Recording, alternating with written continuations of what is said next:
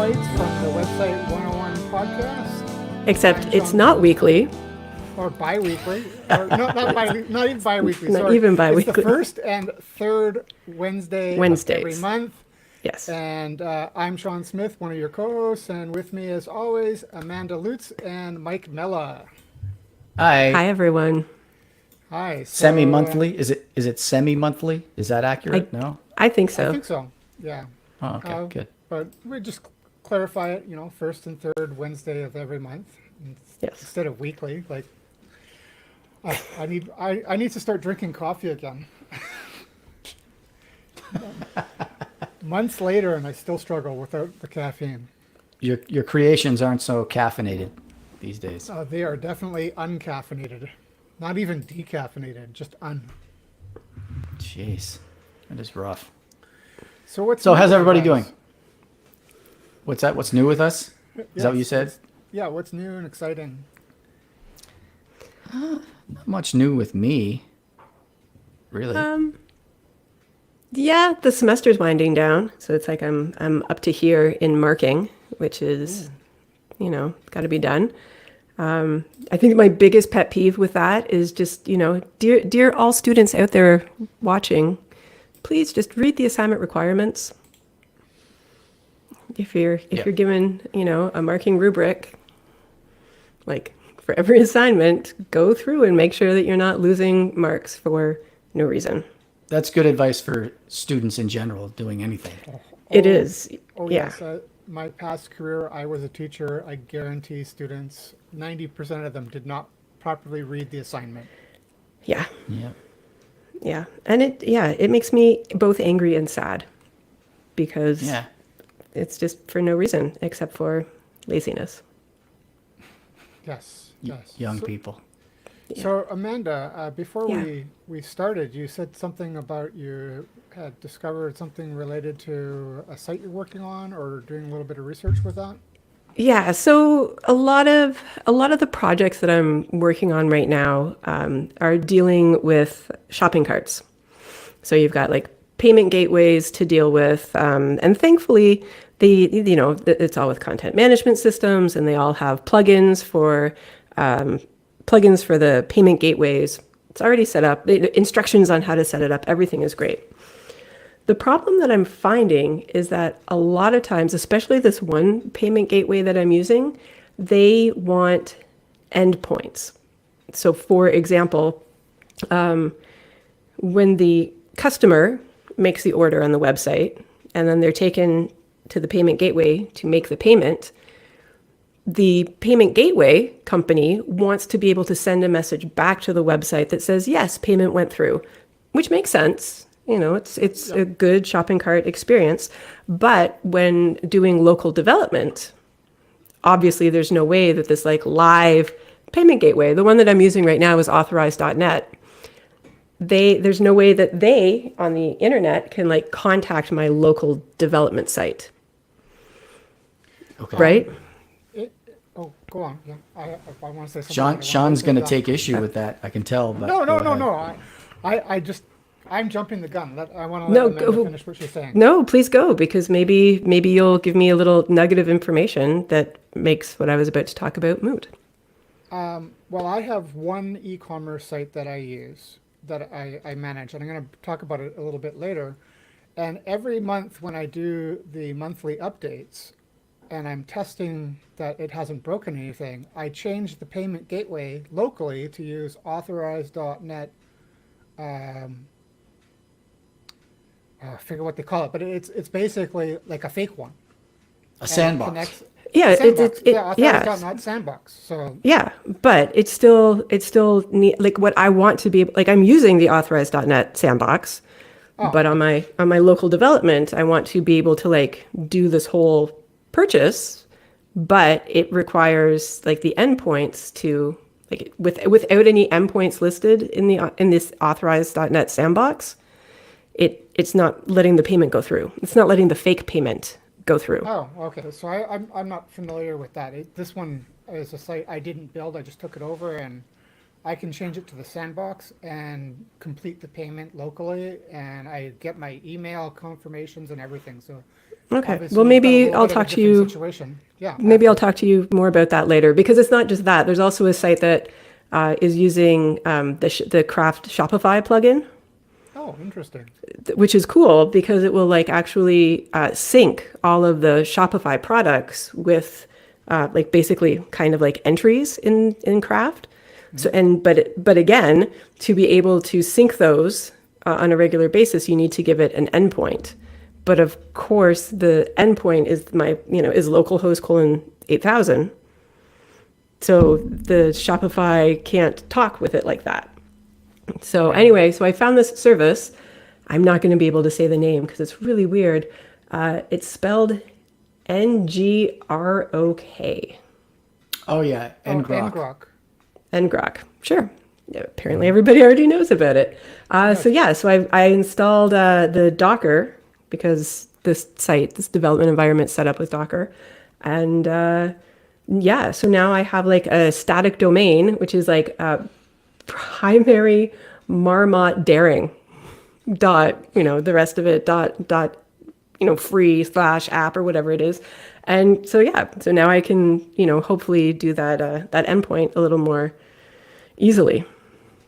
Right. This actually reminds me, I used to do this same thing years ago just to be able to view my local site from another, like not my Wi-Fi network, like somewhere elsewhere, like on my phone or whatever. Now there's a lot of, DDEV lets me do it by giving an external IP address kind of thing I can use or whatever. But I think I used to use a service like that. When you gave the URL, that reminds me, oh yeah, I remember those weird URLs that used to serve up. And I'm pretty sure that's what I use that for. I don't know if it's the same service, but something similar. Yeah, I'm pretty sure DDEV has ngrok baked into it. I think if you do DDEV share, it'll spit out a URL for you that's an ngrok one, I think. Cool. Oh, that would be helpful. Can't remember for sure, but yeah, we're all familiar with ngrok. Yeah. Good. Well, I guess if there's any DDEV experts out there, what's the guy's name again? I forget. Randy Fay. Right. Randy, if you're out there listening and if you want to share a little bit of information about DDEV and ngrok. Also, No maybe come on comments. our podcast as well if you want to. We'd like to talk to you. Actually, that would be really cool. We should invite him on. Yeah, that would I just be did. good. And the universe will get the Thousands of message people out to watch him. this show. Yeah. Yeah. By the way, it's funny in this conversation, I've realized how different people's local URLs are. Because Amanda, you said you use localhost. I know a lot of people use localhost. Like when you're firing up a site. That's just this one particular project. I am definitely a DDEV devotee now. Okay, but in that respect, what would your URL look like for DDEV? For DDEV, Something, like something dot. the project name dot, is it, I don't even know, DDEV dot whatever. DDEV dot site. Yeah. Maybe, That's yeah. the default. So I know that's Sean's as well. I don't use that. I No. have a little line called project : I think it's like, I can't remember what it is, but it's one line in the config file that lets me have anything I want. And I have it project name dot test. That's always what my local sites are called. So if, it's specific to the project name. So these people who use localhost, I guess when they're only ever working on one DDEV project at a time, so they can use localhost for all of them effectively. I don't know. I like the I test one personally. inherited. I like that too, because one of the things that I've noticed is with the project name .ddev.site is that I always use the same username for all of these content management Right. systems. And so it keeps trying to overwrite that username's password.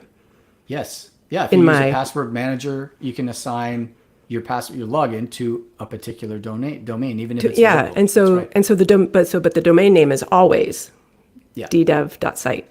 So so it does I do have to be careful with that. So that's an interesting I like that little trick, because then it's not like a subdomain. Yeah, I don't like site. looking at dot this, dot that, like multiple dots in the URL. It bothers me for some reason. I So I like dot personally don't test. care as long as it works. I'm happy. Like it seems a little bit OCD to care that much about your local URL. Oh no, And I mean, I'm not judging you. It's just something that I just sounds like I I'm think aware that's technically the definition of judging. me, of but judging. But no, but I mean, it's like Mike said, Dabble and- it's one line. It's one line in the config file. Yeah. So Yeah, it's super easy to do, and the way if your project is called whatever scarecrow.ca/blah blah blah, and then your local is scarecrow.test/ like it's almost identical. And I think that's great. But I like that. I might start Having doing talked that. about this a little bit, so I use the ddev.site, but part of my build process also spits out a localhost :3000 yeah, for for live reloading and things like that. yeah, when I'm working locally, my domain is actually project.test:3000 so that it'll reload with browser sync and stuff. So it's not technically, I guess I'm talking into my ass here because Well, it's not actually- as exact as I just said. All right, so That's I think interesting. there's I've never been able to get the DDev browser sync to work.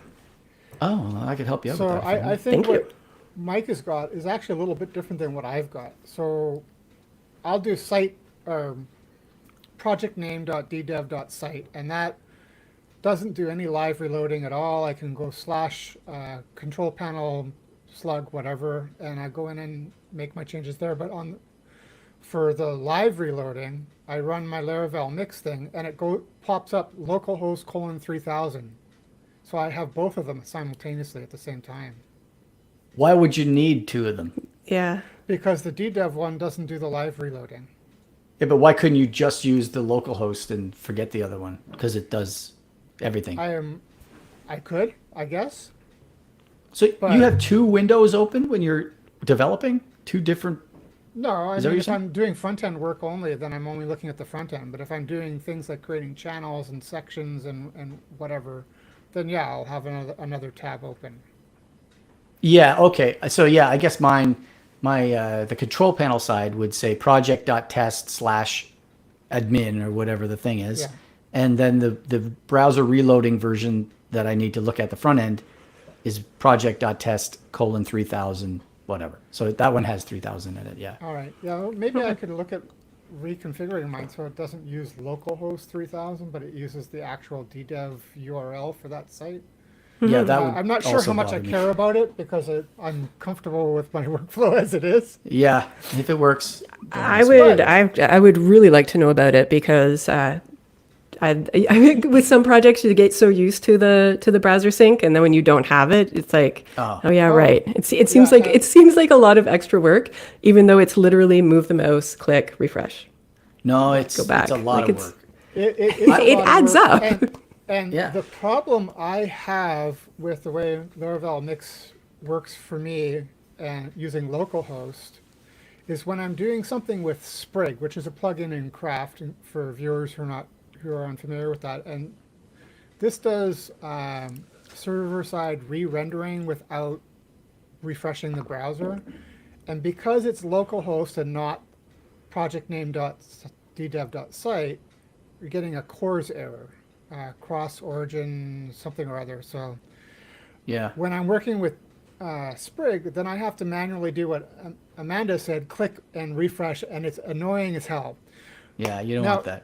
On our last Lunch Bites, I mentioned that I was working with another agency and they had Vite set up. And so I got Vite running. Vite doesn't use localhost 3000. It's lightning fast and refreshes, works great with Sprig. So I'm kind of interested in moving my stuff over to Vite now, but I just don't really want to do the hassle of migrating all my build processes, all of my sites. So Yeah. it's like running in the back of my mind now just because it was really convenient, the refreshing, and I didn't have this different URLs with the regular URL and then a local host. Well, you guys were saying, it's not a big deal to go over to the new window. No, it and is a big click. deal. I agree with Mike. Yeah, well, click the reload. My mouse, I have a button on my mouse programmed to reload a browser window. So I don't even have to go to the reload button. I just hit the button on my mouse. Ooh, I It's got extra still buttons. I got annoying. extra Still buttons. annoying. It's not going to solve the problem. You're still going to be annoyed. So Yeah. got to get the browsers. I synced got with- buttons I'm not using on my mouse, so I'm man. gonna use that. My mouse does like 50 different things because some of them I can program chords. They're called chords, where if you press different buttons together, it does something. So it's not That's even just fancy. this button does that. I got a fancy mouse that the only thing I use is the side wheel to switch between tabs. Oh yeah, right. It's good. It's important to cut down on stuff like that, man. You don't want to waste time clicking around. Like I don't know, some but then, sucker. Hotkeys. Hi, Hotkeys are Kevin. important too. but then I feel that if you get like too dependent on your setup, then if you go somewhere else, if you're not at your setup, suddenly it's like you don't know how to do anything anymore. That's true. I don't know how to do anything when I'm anywhere else. It can be frustrating. So I have a lot of customizations built into my desktop, which is where I normally work. But the other day I was at a coffee shop with my laptop, and it was like, it's frustrating because I hadn't copied over all my Git aliases. I was like, now I have to remember how to do a Git commit and type out the whole damn thing instead of my Yeah. little three Yeah. keystrokes. It's like Git commit minus A minus M. Is it uppercase A, uppercase M? I can't remember. Damn, it took me like 3 tries to make a commit. Yeah. Yeah. Yeah. I have a program on my machine that I can type start project name, and it will open VS Code, dock it to the left, open a new browser window, log into the control panel backend, open a second browser window, log into the front end, start a work timer, does all this stuff for any project that I work on. And I can hit the button and then like go get a coffee and then, so saves so much time. I love- got something Or at least effort. similar. I love how you start. I love how you start the work timer and then go get a coffee. Well, that's the key. You got that like 3 minutes. Sometimes DDev takes a really long time to fire up with that stupid mutagen thing, right? Oh, yeah, I want to talk about that also. But I don't use a program. I got hardware that does it. It's a Stream Deck All right. that does everything that Mike did. I picked up a Stream Deck in November or December. Can you show it to the camera? Do you have it in front of you right there? There we go. Cool. So you got all those buttons programmed to do things on your machine. Yeah, Right? so like, if I hit the Spotify button, it'll open Spotify on my right monitor, and then I got all the controls that I want at the home button. And so, there's different things here. So I have a button called Start Work, and it does exactly what Mike's does. Nice. Well, what else are we going to talk about? There was something I wanted to talk about. Oh, crap, I forgot. Oh, yeah, 2 things, but one of them I actually remembered. So going back to what Amanda said about e-commerce, I have this one e-commerce rescue site that I acquired a while ago, and I didn't build the site. And back in January, they got an email from UPS saying, hey, your website is using this old API. On June 5th, the new API takes effect, and you will, unless you've changed over, you won't be able to do anything with it. And I was like, all right. And I looked into it. I contacted the plugin developer, and I said, hey, is there any way that this is going to work with the Craft 3 version of e-commerce? And he said, nope, but it's already been fixed in Craft 4. So I emailed the guy, my client, and I said, hey, listen, we need to upgrade to Craft 4, which is something we've talked about but haven't actually pulled the trigger on. Needs to be done by then. And he's like, okay, yeah, let's talk about it. And Crickets. then I did the... Do I have a I cricket did- sound? Yeah, I did the update in January at the end of the month like I normally do, and I reminded him, and I was like, hey, we need to do this. And again in March and February, and then So I did the end of March one, and then yesterday I emailed separately from the confirmation that the updates had been done. And I said, listen, June 5th, you're not going to be able to use UPS anymore. We need to do this. So we have a meeting tomorrow. Nice. So my point is sometimes you need to protect clients from themselves. Like I don't think he was purposely ignoring me. I think he's probably just busy with work and saw it and I don't know what to say. And then I just forgot about it. And so finally I was like, this is urgent. We've got 2 months to do this, and we need to get a new server. We need to upgrade from Craft 3 to Craft 4 along with Commerce. And the Craft 3 to Craft 4 upgrade is a big deal, as we all It know. is. Yeah. Much more complicated than the Craft 4 to Craft 5 upgrade. And I speak from Good. experience because I upgraded 2 sites over the weekend. One is my photography site and one is our podcast site. Both I ran into small little glitches, but it's a lot easier.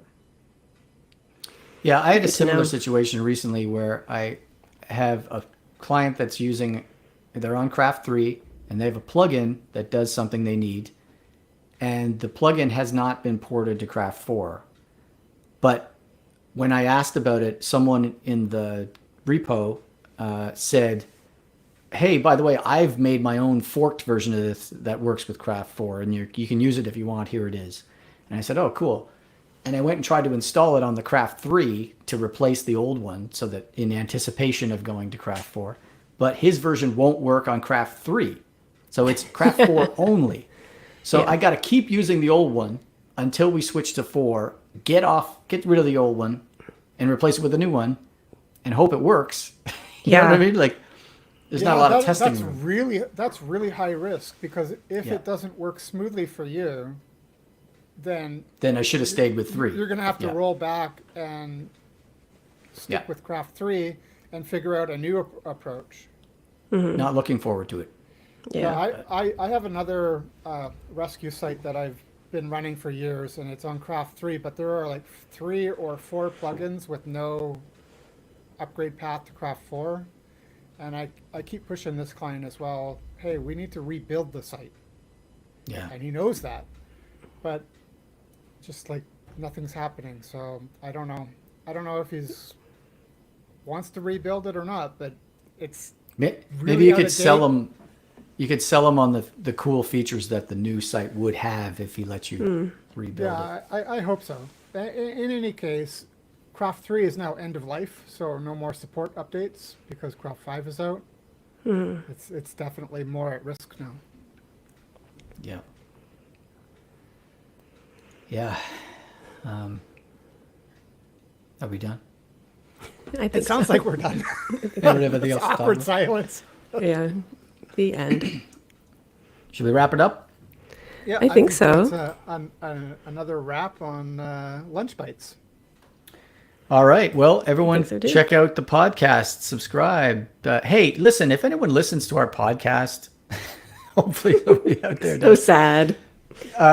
Give us a positive review somewhere, because as you hear on all the other podcasts you listen to, that's the best way to support. We don't have any kind of like Patreon thing or whatever, so we might as well try to get some more. That and Listeners. tell your friends and colleagues that you get some value out of it, and spread the word. That's right. Also, go check out. Go. Cut. Go check out all of our other YouTube videos. I've been posting them on a more regular basis. Go give all of them a watch, even if you watch it on sound muted. Go watch them. Give them all thumbs ups. Thank you.